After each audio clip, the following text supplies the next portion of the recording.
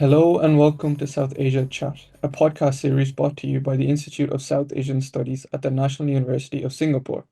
My name is Muhammad Saad Ul Haque. I'm a research analyst at ISAS and I will be your host for today's episode on Pakistan. So, over the past few months, Pakistan has faced a series of profound challenges.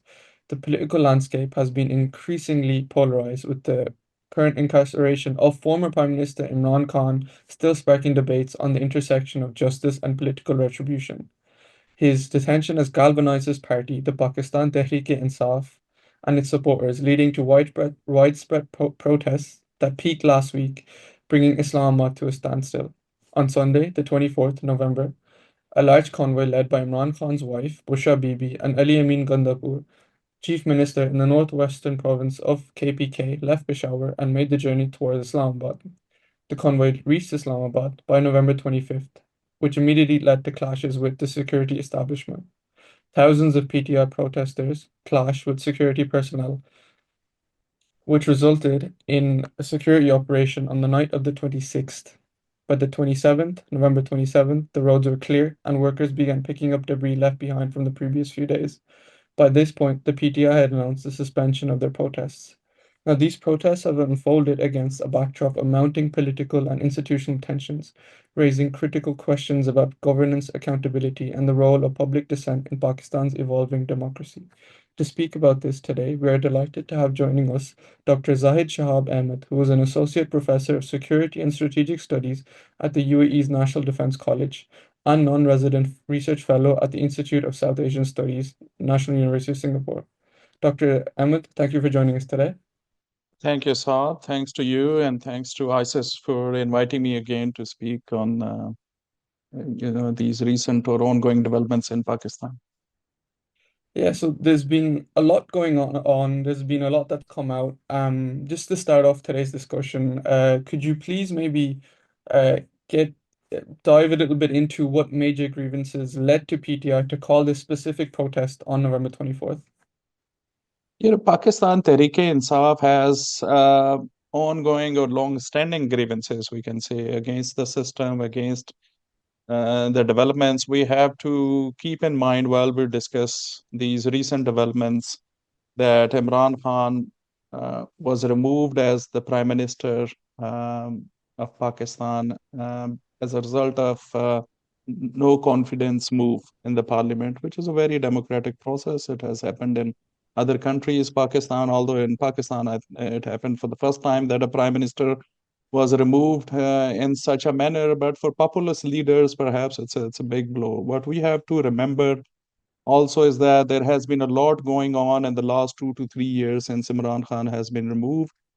His party, which now has, of course, a new chairperson and new leadership, as Imran Khan has been imprisoned for over a year, um, has been trying to come into grips with the reality. And the reality is not that easy because there are more enemies than friends as far as the party is concerned in the current political landscape of Pakistan. So this protest, in fact, was called by Imran Khan while he's in prison. His of course, key leaders of his party were allowed to have interactions with him, and Imran Khan himself labeled this as the final call to get him out of prison because he felt that the negotiations in whatever shape or form, whether with the current government or with the military establishment, eventually his main issue or the party's main issue is with the establishment, the military establishment that led to the party's, you can say, the ultimate decline and whatever happened in the last election. So the list of grievances goes on. So on the 29th of November, the protests were called as a combination of political and governance related grievances.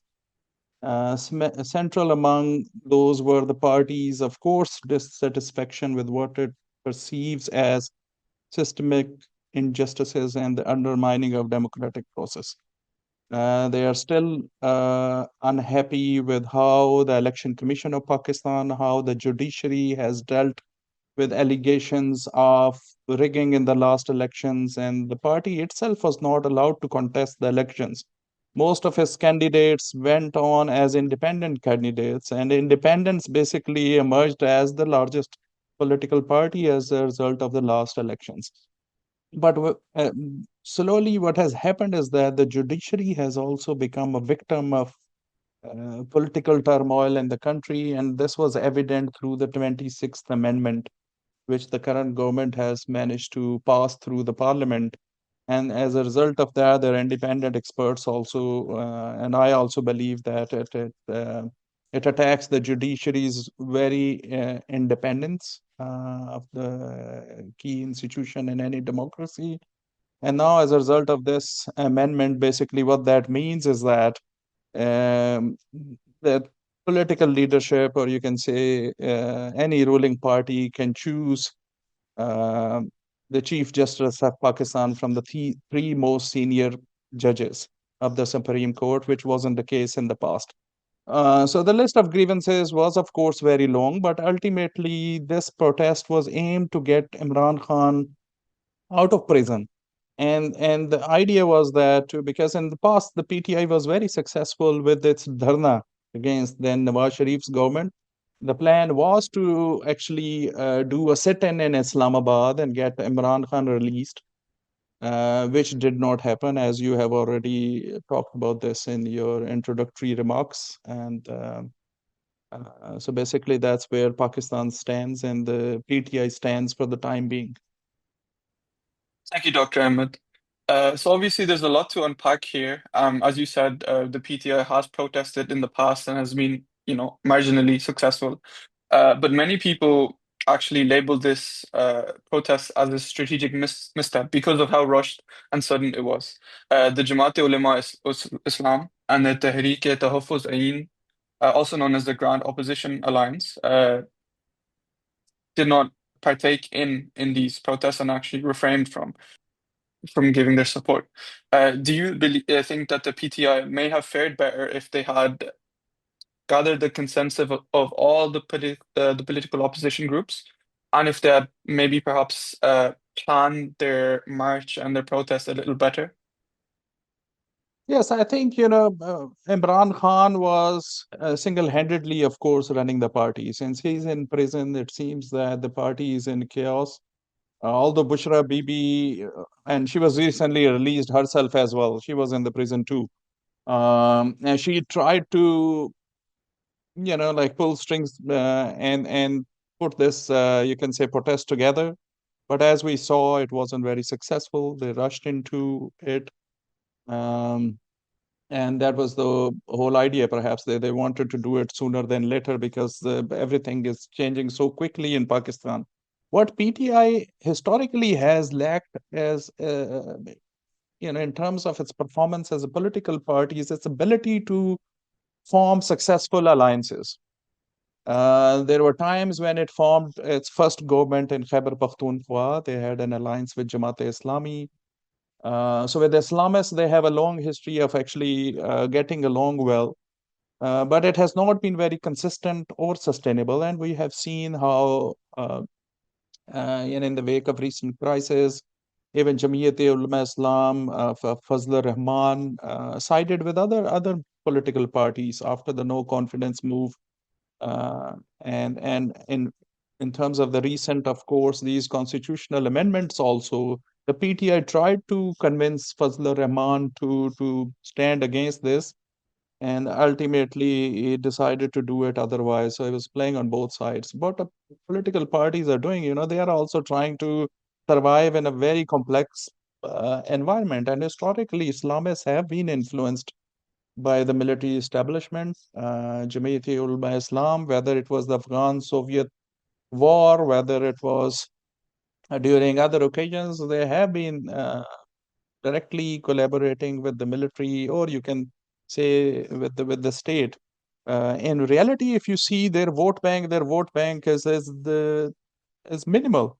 But what they have is the street power. Jamiyat-e-Ulama Islam, we saw that how Fazlur Rahman led these protests against the Imran Khan government in Islamabad.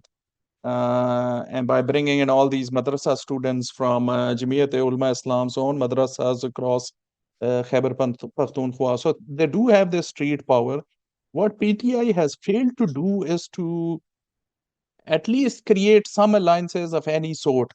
From there are so many political parties. Of course, if they have, let's say, grievances against the top two, or a relationship, let's say, with Pakistan People's Party or Pakistan Muslim League, doesn't fit with the PTI's narrative of going against the ones who have damaged the country through corruption and other illegal actions, but still they could have tried to, I think, make inroads as far as the relationships with other key political actors is concerned. And Jamiat Ulama Islam, whether it's Tehreek-e-Labbaik Pakistan or Jamaat Islami, these are key political parties in the countries, despite the fact that they win very few seats in provincial or national assemblies. This is the reality. At the same time, while PTI is a significant political force, uh, what this whole episode has taught us that it lacks greater coordination as far as its relationship with other political parties is concerned. So what they need is greater coordination with other political parties, whether they are in the government or they are in the opposition. At the moment, there are very few on the opposing side. Most of them are actually with this alliance of two major political parties running the show. Because from People's Party, we have the president of the country, Asif Zardari. He belongs to Pakistan People's Party. The Prime Minister is from Pakistan Muslim League, Nawaz, and they have alliance with a lot of other smaller political parties in different parts of the country. So at the moment, if we look at the ground realities, PTI doesn't have many options, while also facing this internal problem with different members doing different things. They lack leadership. After Imran Khan, the party has not been able to come together to face this massive challenge and create any kind of serious resistance to reverse the decision or change the mindset of some key decision makers within the military establishment. So the inability or failure of PTI to create strong alliances, as you mentioned, there is a leadership crisis.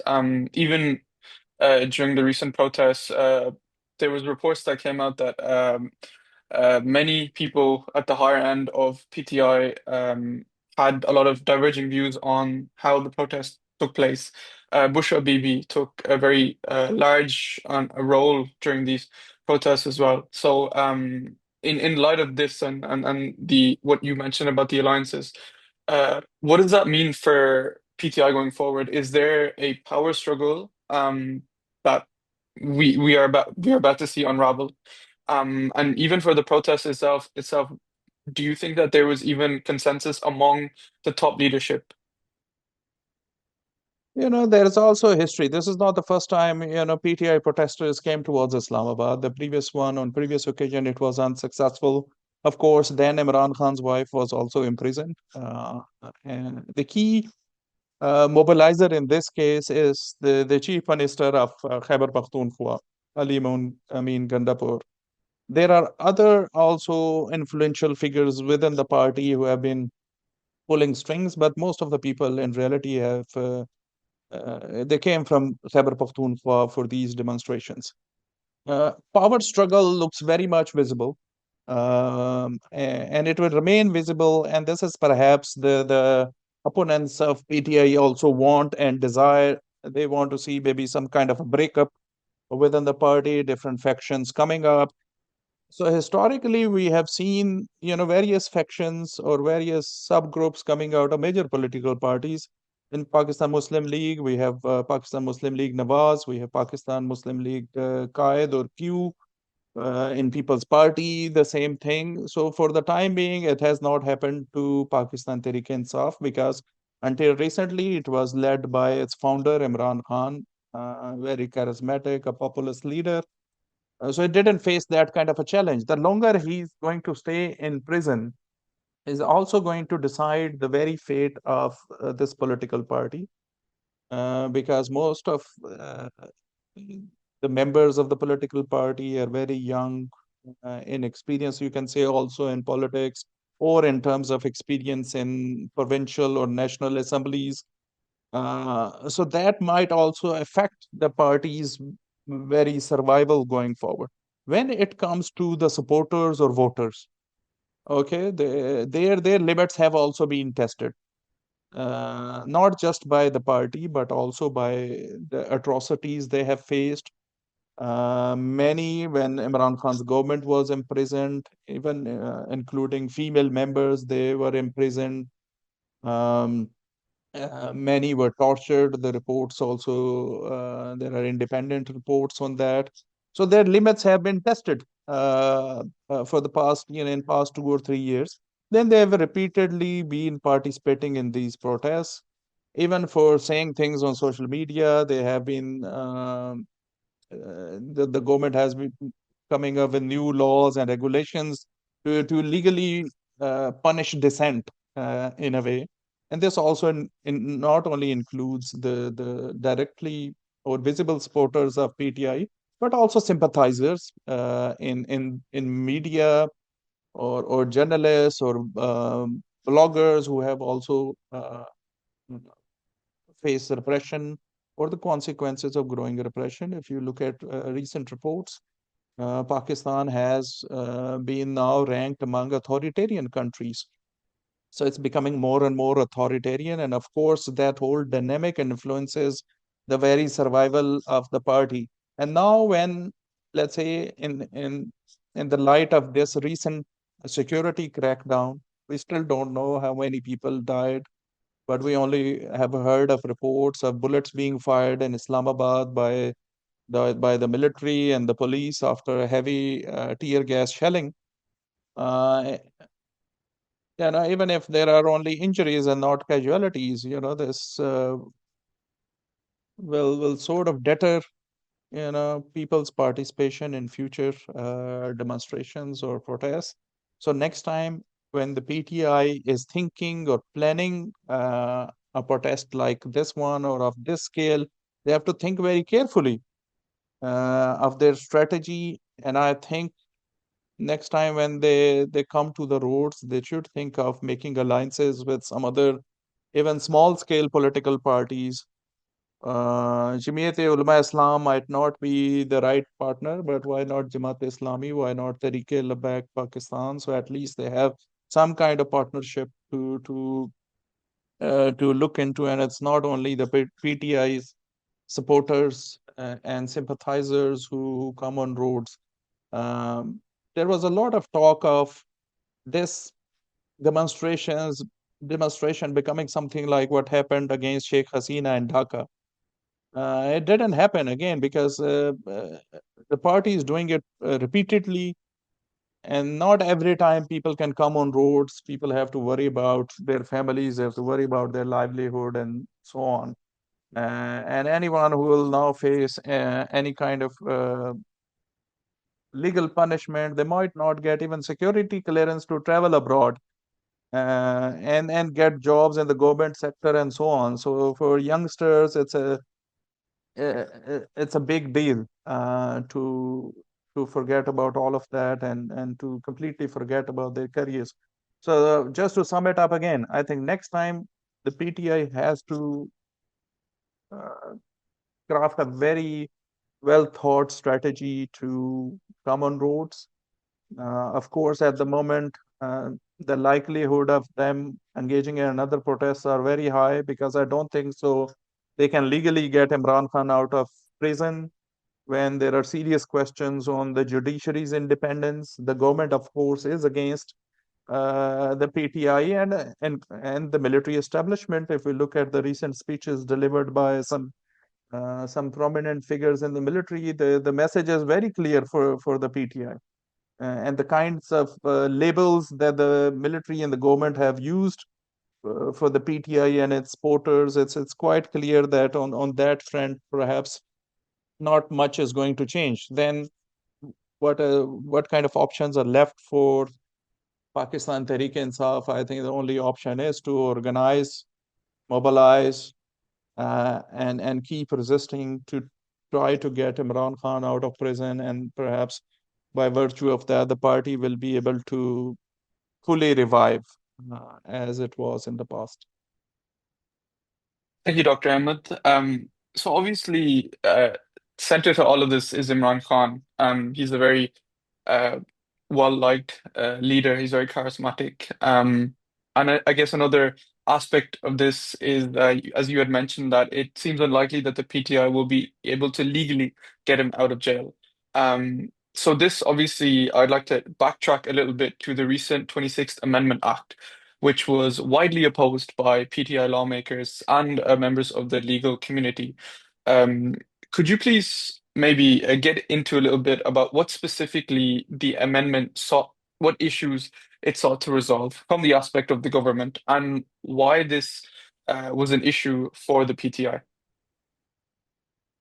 We have to see why this was an issue and why this was such an important amendment for the government, or the parties in the government, Pakistan People's Party, Pakistan Muslim League Nawaz. In the past, whatever happened to them, they have blamed on the judiciary, or they blamed on the Chief Justice of that time.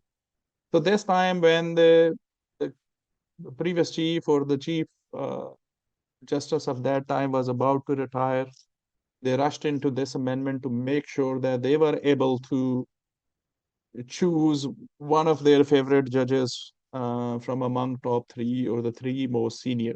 So this amendment actually legally made that possible. And this was made also to address ambiguities in appointment and tenure of judicial and bureaucratic officials. They later on expanded it to bureaucratic officials as well, to sort of camouflage it. But in reality, it was all about tenure of or the selection of the Chief Justice of Pakistan. For PTI, of course, that has been facing multiple cases and so on. They felt that there was one of those judges, or the most senior one, which they wanted to become the Chief Justice of Pakistan. Uh, but independent groups, they looked at other aspects. They have linked this to the very independence of judiciary. So when anyone from the top three judges, or top three senior most judges, can become the Chief Justice of Pakistan, the likelihood of them siding with the government is quite high. How independent they can be, um, and it fits with the PTI's narrative as well, because they see themselves as defenders of the constitution and democratic values in the country. Democratic values also including transparency, and accountability, and so on. So this fits with the narrative as well. Not much, it's too early to say whether the one who was chosen as a result of this amendment is going to not follow the law and favor the current government. It's too early to say whether that would be the case. But at least that was the whole plan, and that's why the government actually, as I mentioned before, they rushed into this. It was kind of like um, the clock was ticking for them. There were late night meetings with the chief of Jamiyat-e Ulama-e-Islam, because they needed the backing of his party. He has few seats, but they needed as many votes as possible to pass this amendment through the upper and the lower houses. Thank you, Dr. Ahmed. So just to conclude today's podcast, with everything that has happened last week, the protest itself, the suspension of the protest, the operation, and the aftermath. Uh, at this point, where does the government go, and where does the PTI go? What's the next steps from here? I think next step for the government, of course, the government is in a very comfortable position. They have the military establishments support. The government cannot last if there is no support from the military. That's the reality of Pakistan. They have the military support, whether it was Imran Khan's government. He himself claimed that the military and his government was on the same page At least that was the case for initial couple of years, and he was doing quite well. The current government, you can say, you can use the same words. It's on the same page with the military establishment. So they have no threat of that sort that suddenly there will be a martial law or anything of that sort. But what that leads to as a Pakistan, which is increasingly authoritarian, where democratic institutions, or you can say democracy is backsliding. And we have already seen the case of Judiciary, Election Commission of Pakistan. These are key institutions who have been affected by all what is going on. Where that leaves Pakistan Tehreek-e-Insaf as not with much. They have their supporters who are perhaps getting tired. How many of them will come back on roads again? And very soon, if there's another protest is called, I have my serious doubts in that regard. Also, they have become very predictable for the government, or you can say the military establishment, in terms of how they operate. And we can already see internal frictions within the party, new leadership. And now Bushra Bibi is out of prison. She's trying to have her own influence. She's receiving, of course, directives from Imran Khan whenever she can. So we already see the friction growing. And with that, of course, there can be questions raised on whether the party is going to survive for very long, or how long if Imran Khan is not released. So a key, I think, missing piece of puzzle here is Imran Khan's freedom. If he's released quickly, and that will not happen without him compromising on a few things, without him reaching an agreement with the establishment in this case. He was given many options of leaving the country, there were other options on the table as well. So again, it's a matter of him compromising, which also looks highly unlikely at this stage. So going forward, I see that Imran Khan perhaps will continue to face all these legal cases against him, will likely remain in prison, or maybe in house arrest if the establishment is kind on him and he's able to make a compromise. And if this goes on for another year or so, I think the party's current leadership will be tested. The new leadership, which lacks experience, and of course, people are behind this party only because of Imran Khan, or their likeness for Imran Khan, and there is no other equivalent kind of leader in PTI who can, attract people at that level, who can bring together thousands and thousands of people. And that's why Imran Khan's dharna or sit-in in Islamabad was successful, because he was leading it. And now others are trying to lead something similar. It's not happening. And I think this is a big problem for the party for the time being. We'll just have to wait and see how things unfold. But in the end, what is happening, the country is, of course, suffering in terms of its own, the security situation is getting worse. There are other multiple kinds of crises, and they're only growing with time. And what Pakistan needs is stability, first of all, to deal with its other emerging challenges, whether at home or in the region or beyond. Thank you, Dr. Ahmed. Thank you for joining us today. Thank you very much. You were listening to South Asia Chat. You can learn more about our work by visiting us at isas.nus.edu.sg. You can also get updates on our research and publications through social media. You can find us on Twitter, LinkedIn, Facebook, and Instagram. Thank you.